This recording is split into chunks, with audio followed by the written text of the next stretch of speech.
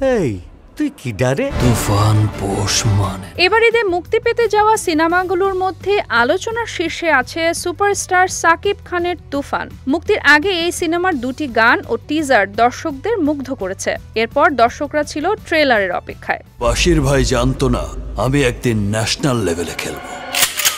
তবে সিনেমাটির ট্রেলার আসবে কিনা তা নিয়ে ছিল না কোনো পূর্ব ঘোষণা। অনেকেই ধরেই নিয়েছিলেন হয়তো ট্রেলার ছাড়াই মুক্তি পাবে তুফান। কিন্তু সকল জল্পনার অবসান ঘটল 15 জুন। প্রকাশ পেল সিনেমাটির ট্রেলার, যা রীতিমতো ঝড় তুলেছে সাকিব ভক্তদের মনে।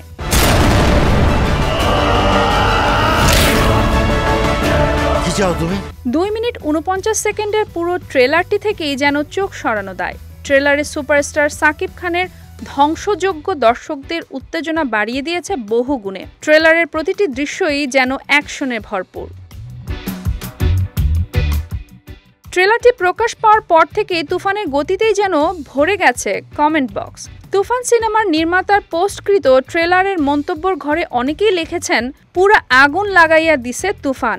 আরেকজন লিখেছেন তুফান পোষ মানে না, পোষ মানায়, অসাধারণ ট্রেলার। এমন হাজার হাজার কমেন্ট পড়েছে তুফানের ট্রেলারের মন্তব্যর ঘরে।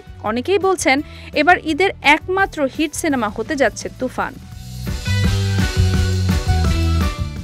সাকিব খান ছাড়াও এই সিনেমায় আরও অভিনয় করেছেন অভিনেতা চঞ্চল চৌধুরী, অভিনেত্রী মিম চক্রবর্তী, নাবিলা সহ অনেকেই।